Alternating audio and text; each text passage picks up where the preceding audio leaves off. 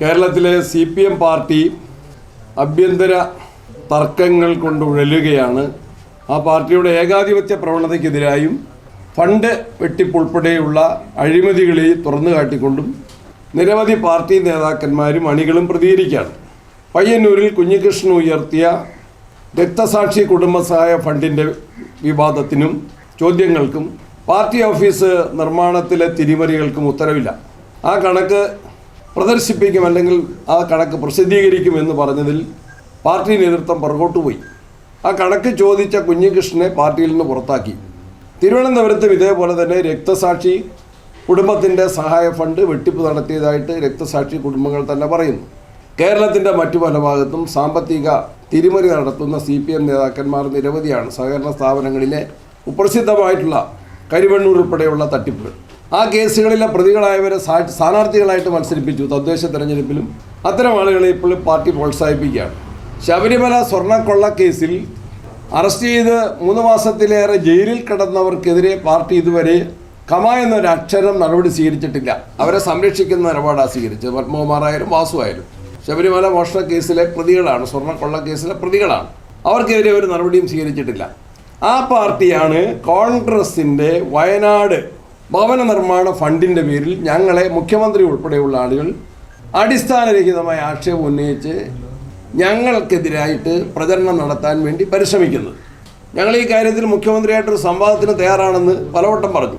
മുഖ്യമന്ത്രി ആ സംവാദത്തിൽ നിന്ന് ഒളിച്ചോടുകയാണ്.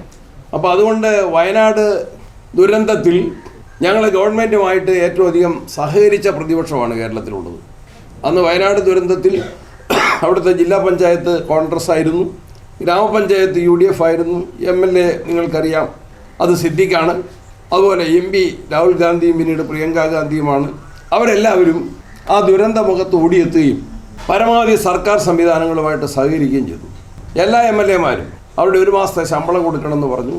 1 മാസത്തെ ശമ്പളം കൊടുക്കാൻ തയ്യാറായി. ഇത് പ്രത്യേകമായൊരു നിധി രൂപീകരിക്കണമെന്ന് പറഞ്ഞിട്ട് അതിലേക്ക് പോലും തയ്യാറായിട്ടില്ല ഗവൺമെൻറ്. ഞങ്ങൾ എന്നാലും ആത്മാർത്ഥമായിട്ട് എല്ലാ പുനരധിവാസത്തിലും ദുരന്ത നിവാരണത്തിലും ആളുവർത്ഥവും നൽകി ഞങ്ങൾ സഹായിക്കുകയാണ് ചെയ്തത്.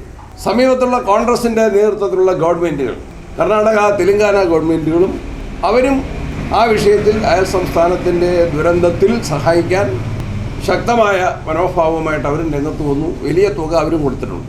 പാർട്ടി എന്ന നിലയിൽ കോൺഗ്രസ് പാർട്ടി മുന്നോട്ടെടുത്ത ഭവന നിർമ്മാണത്തിന് വേണ്ടി ഞങ്ങൾക്ക് ആകെ ലഭിച്ചിട്ടുള്ളത് അക്കൗണ്ട് വഴി, ഒരു ജോയിൻ്റ് അക്കൗണ്ടാണ്. KPCC പ്രസിഡൻറ്റിൻ്റെയും പ്രതിപക്ഷ നേതാവിൻ്റെയും ജോയിൻ്റ് അക്കൗണ്ടിലാണ് പൈസ. K. സുധാകരൻ KPCC പ്രസിഡൻ്റ് ആയിരുന്നപ്പോൾ അദ്ദേഹം പ്രതിപക്ഷ നേതാവ് VD സതീശനുമായിരുന്നു അക്കൗണ്ട് ഹാൻഡിൽ ചെയ്തത്. ഇപ്പോൾ ഞാനും പ്രതിപക്ഷ നേതാവ് ആണ് അക്കൗണ്ട് ഹാൻഡിൽ ചെയ്യുന്നത്. ആ അക്കൗണ്ടിൽ ഞാൻ കേരളത്തിലെ ജനങ്ങളോട്, മലയാളികളോട് പറയുന്നു, ആകെ ഇതുവരെ ലഭിച്ചത് 5,38,21,632 രൂപയാണ്. ആ അക്കൗണ്ടിൽ ആകെ ലഭിച്ചത് 5,38,21,632 കോടി രൂപയാണ്.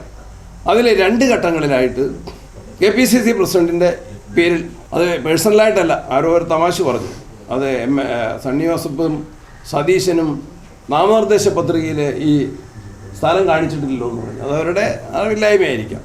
ആദ്യഘട്ടത്തിൽ 3 ഏക്കർ 24.5 സെൻറ്റ് ഭൂമി KPCC പ്രസിഡൻ്റ് എന്നുള്ള നിലയിൽ എൻ്റെ പേരിൽ 3,68,36,382 രൂപ മുടക്കി 3 ഏക്കർ 24.5 സെൻറ്റ് സ്ഥലം 3,68,36,388 രൂപ ചെലവിൽ ആ സ്ഥലം വാങ്ങി. 3,68,00,000. അതിന് മുദ്രപത്രം, registration fees, TDS, contour survey, document ഉൾപ്പെടെ ചിലവായിട്ടുണ്ട്. അതിൽ യൂത്ത് കോൺഗ്രസ്സിന് 1,05,00,000 രൂപ യൂത്ത് കോൺഗ്രസ് പിരിക്കുകയും അവരത് KPCCക്ക് നൽകുകയും ചെയ്തു. ഇതിൻ്റെ ആപ്പ് നിർമ്മിക്കുന്നതിന് വേണ്ടി K. സുധാകരൻ പ്രസിഡൻ്റായിരുന്ന സമയത്ത് ഈ ഫണ്ട് കളക്ഷന് വേണ്ടി ആപ്പ് നിർമ്മിക്കുന്നതിനും മറ്റുമായിട്ട് 9,30,000 രൂപ ചിലവാക്കി. 9,30,000. 1,05,00,000 രൂപ പരസ്യമായിട്ടുള്ള ചടങ്ങിൽ വെച്ചാണ് എന്നെ ഏൽപ്പിച്ചത്. 2ാം ഘട്ട ഭൂമി ഏറ്റെടുക്കുന്നതിന് അത് 2 ഏക്കർ 18 സെൻറ്റ് ഭൂമിയാണ്. അതിന് 2,50,30,272 രൂപ കൊടുത്തു. 2 ഏക്കർ 18 സെൻറ്റ് എടുക്കുന്നതിന് 2,50,30,272 രൂപ കൊടുത്തു. യൂത്ത് കോൺഗ്രസ് നൽകിയതും വെച്ചാണ് 5 കോടി ആകെ. 2,50,30,272. അല്ല, യൂത്ത് കോൺഗ്രസ് പുറമെയാണ്. അക്കൗണ്ട് വഴി കിട്ടിയതാണ് 5.38. അതിൻ്റെ കൂടെയാണ് യൂത്ത് കോൺഗ്രസ് 1,05,00,000. രണ്ടാം ഘട്ട ഭൂമി ഏറ്റെടുക്കുന്ന 2 ഏക്കർ 18 സെൻറ്റിന് 2,50,272 രൂപ കൊടുത്തു. ഡോക്യുമെൻ്റ് ചെയ്യാൻ പൂർത്തീകരിച്ചു വരികയാണ്. നിലവിൽ ഈ കൊടുത്ത സംഖ്യ കിട്ടിയത് കഴിച്ച് ഇതിനായിട്ട് കോൺഗ്രസ് പാർട്ടിയും യൂത്ത് കോൺഗ്രസും പിരിച്ചത് തികയാതെ വന്നപ്പോൾ KPCCയുടെ തനത് ഫണ്ടിൽ നിന്ന് 97,51,212 രൂപ അധികമായിട്ട് ചെലവ് ചെയ്തിട്ടുണ്ട്. ഇതിനോടകം തന്നെ KPCCയുടെ ഫണ്ടിൽ നിന്ന് പിരിച്ചു കിട്ടിയതിനേക്കാൾ ഉപരിയായിട്ട് 97,51,212 രൂപ അധികമായിട്ട് ചെലവാക്കിയിട്ടുണ്ട്. ഇനിയും ഭൂമി വാങ്ങുന്നതിന് 73,90,985 രൂപ കൂടി ഈ ഭൂമിയുടെ രജിസ്ട്രേഷനും അതിൻ്റെ സർവേ ഉൾപ്പെടെയുള്ള TDS, ഓൺ റൂട്ട് സർവേ, മുദ്രപത്രം, രജിസ്ട്രേഷൻ ആവശ്യങ്ങൾക്കെല്ലാം കൂടിയായിട്ട് 73,90,985 കോടി രൂപ കൂടി ആവശ്യമുണ്ട്. രൂപ കൂടി ആവശ്യമുണ്ട് രജിസ്ട്രേഷൻ. ഈ ഭൂമി ഇടപാടുകളെല്ലാം തന്നെ അക്കൗണ്ട് വഴിയാണ് കൊടുത്തിട്ടുള്ളത്. ഒന്നും ക്യാഷ് നേരിട്ട് നൽകിയിട്ടില്ല. എല്ലാം തെളിവുള്ള സംഗതികളാണ്. ഇതാണ് യാഥാർത്ഥ്യം. അപ്പോൾ ഒരു സംശയത്തിൻ്റെ പുകപറയുണ്ടാക്കാൻ അവിടെ ഏറ്റവും സജീവമായിട്ട് പ്രവർത്തിച്ച TC സിദ്ദിഖിൻ്റെ ഓഫീസിലേക്കാണ് മാർച്ച് നടത്തിയത്. പ്രിയങ്ക ഗാന്ധിയുടെ ഓഫീസിലേക്കാണ് മാർച്ച് നടത്തിയത്. ഞങ്ങൾ വീട് നിർമ്മിക്കുന്നതിന് വേണ്ടി വാങ്ങിയ സ്ഥലത്താണ് അവർ കയ്യേറി വീട് സ്ഥാപിക്കാൻ തുടങ്ങിയത്. ഗവൺമെൻറ് പദ്ധതികൾ എന്താ? ഇങ്ങനെയാണോ ഒരു രാഷ്ട്രീയ നേതൃത്വം നിലപാട് സ്വീകരിക്കേണ്ടത്? ഇതാർക്കും പരിശോധിക്കാവുന്നതാണ് ഇതിൻ്റെ കണക്കുകൾ, അക്കൗണ്ടും ഇതിൻ്റെ രേഖയും. ഇനിയും ഞങ്ങൾ പൈസ അത് സമാഹരിക്കും. AICCയും അത് രാഹുൽജിയും പ്രിയങ്കാജിയും ഉൾപ്പെടെയുള്ള അവരുടെ നിയോജകമണ്ഡലത്തിലെ ഒരു സംഭവമായതുകൊണ്ടും KPCC ഏറ്റെടുത്ത ഒരു സംഭവമായതുകൊണ്ടും ഞങ്ങളതിന് ഇനിയും പാർട്ടിയുടെ പണം കണ്ടെത്തിക്കൊണ്ട് വീട് നിർമ്മിക്കും. വീട് നിർമ്മിക്കാൻ വേണ്ടിയിട്ടുള്ള പണം ഇപ്പോൾ നിലവിൽ കയ്യിലില്ല. ഞങ്ങൾ പാർട്ടിക്ക് പണമുണ്ട്, ആ പണം ഉപയോഗിക്കപ്പെടും. ഇപ്പം തന്നെ അത് മനസ്സിലാക്കിയല്ലോ. ഇപ്പം തന്നെ പിരിച്ച പൈസയിൽ കൂടുതൽ ഞങ്ങൾ ചെലവഴിച്ചിട്ടുണ്ട്. ഫണ്ട് കളക്ഷൻ ഇല്ല. ഇനി ഫണ്ട് കളക്ഷൻ കോൺഗ്രസ് പാർട്ടിയുടെ അതാ ഞാൻ പറഞ്ഞത്, തനത് ഫണ്ടെന്ന് പറഞ്ഞാൽ കോൺഗ്രസ് പാർട്ടിക്ക് അല്ലാതെയുള്ള ഫണ്ട് ഉപയോഗിച്ച് AICCയുടെയും KPCCയുടെയും ഫണ്ട് ഉപയോഗിച്ച് നിർമ്മാണം ഞങ്ങൾ എത്രയും വേഗത്തിൽ പൂർത്തീകരിക്കും. അതൊരു കാര്യം. പിരിച്ചെടുക്കേണ്ടതില്ല. പാർട്ടിക്ക് ഒരുപാട് പൈസ ആവശ്യമുണ്ട്. ആരെങ്കിലും തന്നാൽ ഇപ്പം തന്നെ റിസീറ്റ് തന്നെ. കോൺഗ്രസിന്റെ ആവശ്യങ്ങൾക്ക് ഒരുപാട് പൈസ പിരിച്ചെടുക്കേണ്ടതുണ്ട്. ഇതിനായിട്ടൊരു പ്രത്യേക പിരിവില്ലെന്ന് ഞാൻ മലയാളത്തിൽ പറഞ്ഞു.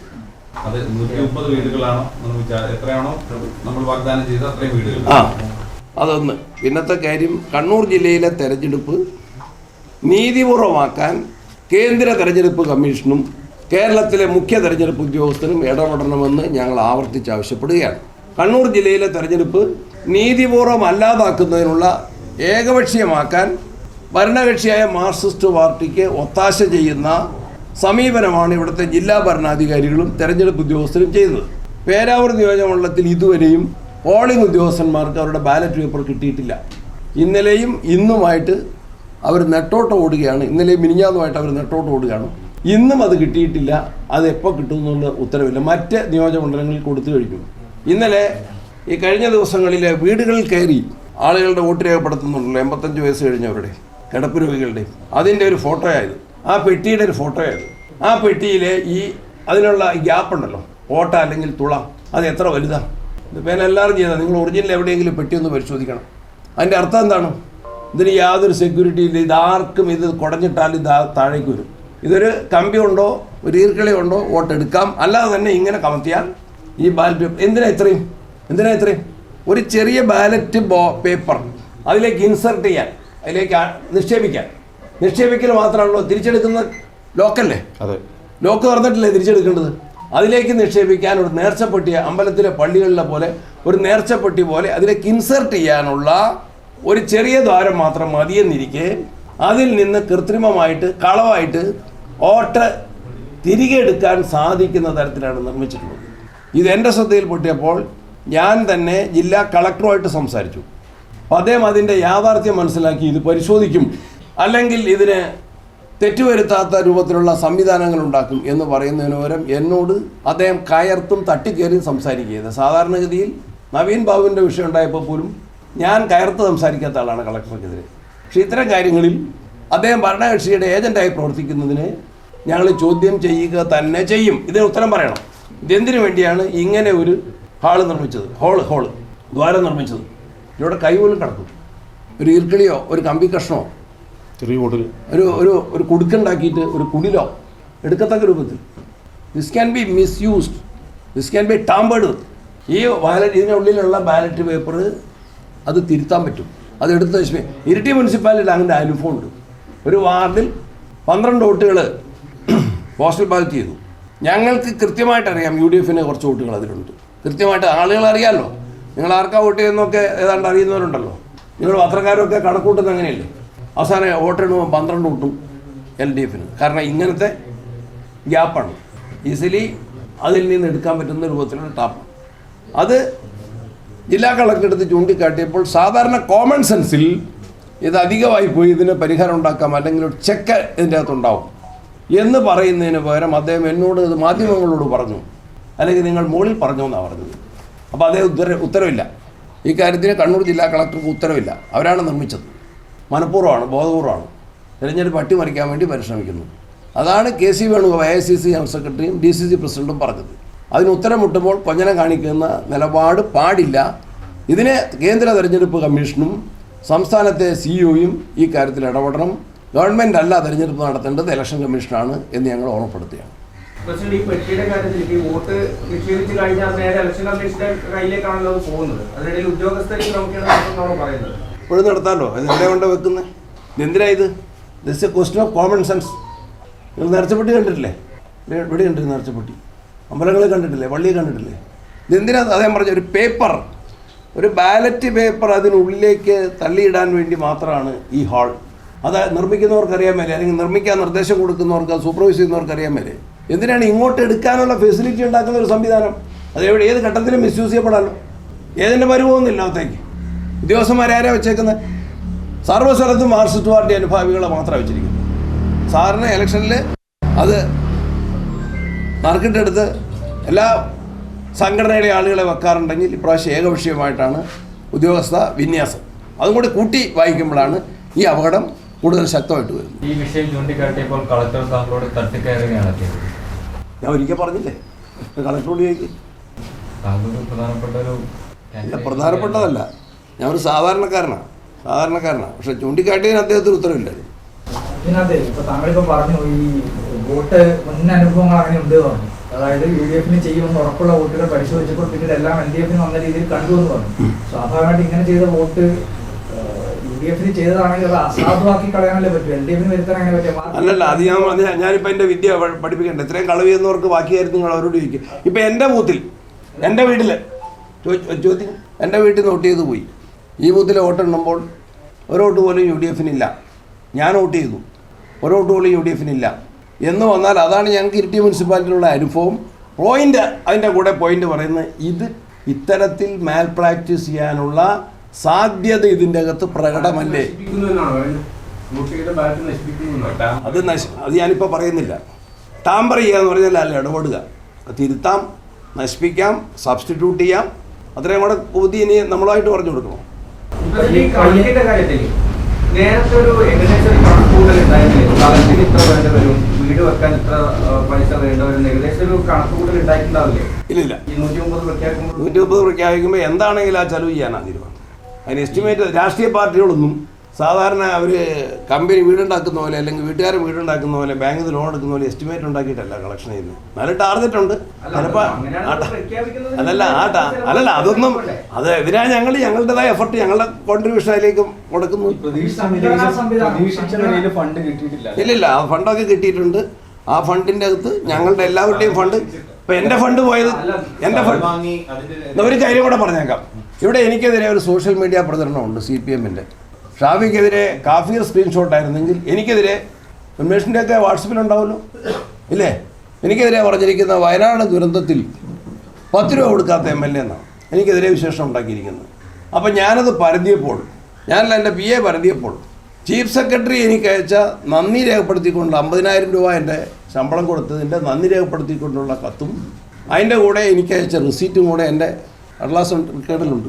അതായിരുന്നു അവരുടെ പ്രചരണം. അപ്പം ഞങ്ങൾ ഉൾപ്പെടെ, MLA-മാർ ഉൾപ്പെടെ, ജനപ്രതിനിധികൾ ഉൾപ്പെടെ പ്രളയത്തിൻ്റെ കെടുതി പരിഹരിക്കാനുള്ള ഗവൺമെൻറ്റിൻ്റെ എഫർട്ടിനോട് ഞങ്ങൾ ആത്മാർത്ഥമായിട്ട് സഹകരിക്കുകയും പാർട്ടി തലത്തിൽ ഞങ്ങൾ നടത്തിയ പരിശ്രമങ്ങളുമായിട്ട് ഞങ്ങൾ മുന്നോട്ട് പോവുകയും ചെയ്തു. വീട് നിർമ്മിക്കാൻ ഇനിയും പണം ആവശ്യമുണ്ട്. സ്വാഭാവികമായിട്ട് ഇനി ഒരു വർഷത്തിന് മേൽ കാലതാമസം എടുക്കില്ലേ? അത് ഞങ്ങൾ പൈസ ഉണ്ടായിക്കോളൂ, നിങ്ങൾ ആരും തരണം. തന്നെ വൈകിയില്ലേ? അതായത് ഒന്നുകൊണ്ട് ഇത്തരം ഒരു കാര്യത്തിൽ വലിയ വൈകലുണ്ടായിട്ടില്ല. ഇതിന് ഒരുപാട് പ്രോസസ്സും ഒരൊറ്റ കാര്യം വ്യക്തമായി പറഞ്ഞിട്ടുണ്ട്. അതിന് ആദ്യമേ വേണ്ടത് സ്ഥലമാണ്. ആ സ്ഥലം ഗവൺമെൻറ് ഞങ്ങൾക്ക് അലോട്ട് ചെയ്യണം. അതിന് ഗവൺമെൻറ് റിക്വസ്റ്റ് കൊടുത്തു, സ്ഥലം അലോട്ട് ചെയ്തില്ല. വയനാട്ടിലെ സ്ഥലം വാങ്ങണമെങ്കിൽ ഇപ്പം അവിടുത്തെ ഒരു തോട്ടം സ്ഥലം മേടിക്കണമെങ്കിൽ അതിന് എക്സംഷനും കാര്യങ്ങളുമുണ്ട്. ഗവൺമെൻറ് അതിന് സഹകരിച്ചില്ല. അതിനുശേഷം ഞങ്ങളുടെ സ്വകാര്യ സ്ഥലം ഞങ്ങളുടേതായിട്ട് തന്നെ ഞങ്ങൾ സമ്പാദിക്കാൻ ഞങ്ങൾ വാങ്ങുന്നു. അതിൻ്റെ പ്രോസസ്സുമായിട്ട് മുന്നോട്ട് പോയി. സ്ഥലത്തിന് 5 കോടി രൂപ മുടക്കി എന്നുള്ളതായിരുന്നു പറഞ്ഞിട്ടുണ്ടായിരുന്നു. മീഡിയ സംസാരിച്ചപ്പോൾ പറഞ്ഞത് സ്ഥലത്തിന് 5 കോടി രൂപ മുടക്കി, 5 കോടി രൂപ മുടക്കിയിട്ട് സ്ഥലം വാങ്ങിയെന്നായിരുന്നു. പക്ഷെ ഇപ്പൊ പറയുന്നത് 5 കോടിയില്ല, 3. അല്ലല്ല, നിങ്ങൾക്ക് മലയാളം മനസ്സിലാവില്ല. അല്ല, എന്റെ അടുത്ത് കഴിഞ്ഞ ദിവസം പറഞ്ഞത് 5 കോടിയായിരുന്നു. അതെ, അതിനേക്കാൾ കൂടുതൽ മുടക്കി. നിങ്ങൾക്ക് മനസ്സിലായില്ല?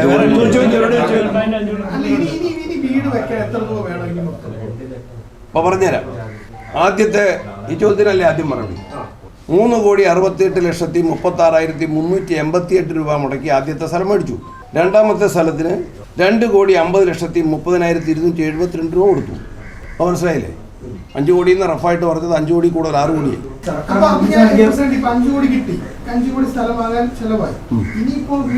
അത് അതിന്റെ എസ്റ്റിമേറ്റും കാര്യങ്ങളൊക്കെ അവിടെ ഉള്ളവർ ഡീൽ ചെയ്യുന്നു. ഈ കെ സുധാകരൻ KPCC പ്രസിഡന്റായ ഘട്ടത്തിലാണല്ലോ ഈ ഒരു പണം സ്വരൂപിക്കുന്നത്. സ്വാഭാവികമായി അന്ന് സെമി കേഡർ സംവിധാനം ഏർപ്പാടാക്കണം എന്ന് പറഞ്ഞിട്ടാണ് കെ സുധാകരൻ അധ്യക്ഷ പദവി ഏറ്റെടുത്തത്. സ്വാഭാവികമായും അതിനുശേഷം ഈ ഒരു വീടിന് 130 വീട് പ്രഖ്യാപിച്ചു. ഒരു വീടിന് 10 ലക്ഷം രൂപ കണക്കാക്കിയാൽ തന്നെ 13 കോടിയിലധികം രൂപ വേണം.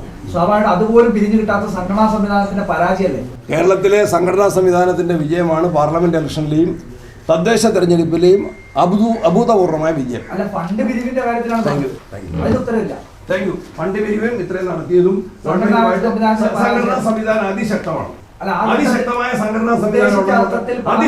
സംഘടനാ സംവിധാനം ഉള്ളതുകൊണ്ടാണ് പാർലമെന്റ് ഇലക്ഷനിലും തദ്ദേശ തെരഞ്ഞെടുപ്പിലും ഉപതെരഞ്ഞെടുപ്പുകളിലും വൻപിച്ച വിജയം കൊയ്യാൻ സാധിച്ചത്. ഇനി അസംബ്ലി തെരഞ്ഞെടുപ്പിൽ തെരഞ്ഞെടുപ്പിൽ വിജയിക്കുക എന്ന് മാത്രമല്ലല്ലോ പ്രധാനപ്പെട്ട ഒരു കാര്യം. Thank you. കൂടുതൽ ചെറിയ നോട്ടും കൊടുത്തു. Hall is wider than required so that ballot papers can be easily taken of. ഇത്രയും മാത്രം ഒരു നോട്ടായിട്ട് ഞാൻ കളക്ടർക്ക് അയച്ചു തരും. ഫോട്ടോ എടുത്തു, അതിൻ്റെ ഫോട്ടോ ഉൾപ്പെടും. അതിന് അദ്ദേഹം പറഞ്ഞ മറുപടിയാണ്